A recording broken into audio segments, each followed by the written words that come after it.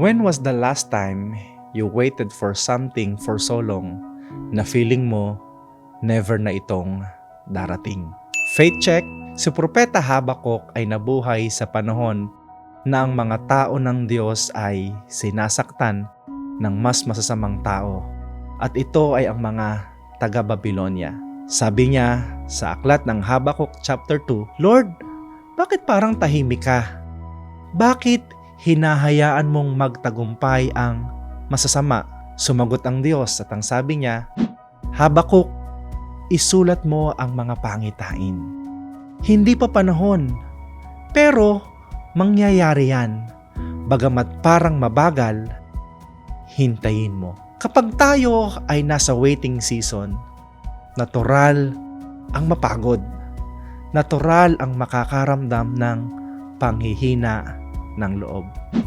Pero ang waiting season ay not wasted season.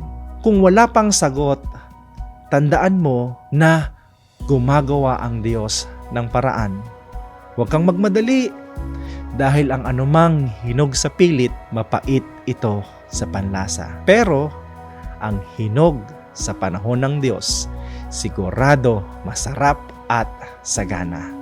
Kasi kapag si Lord na ang nag-timing, walang mintis, walang bitin. Faith check, kung may dasal kang matagal mo nang ipinaglalaban, panalangin, pangarap, sa pamilya, healing at breakthrough, kung hindi pa nangyayari, hindi ibig sabihin hindi na ito mangyayari. Matalino ang Diyos. Hindi siya nagkakamali. Alam niya ang tamang panahon.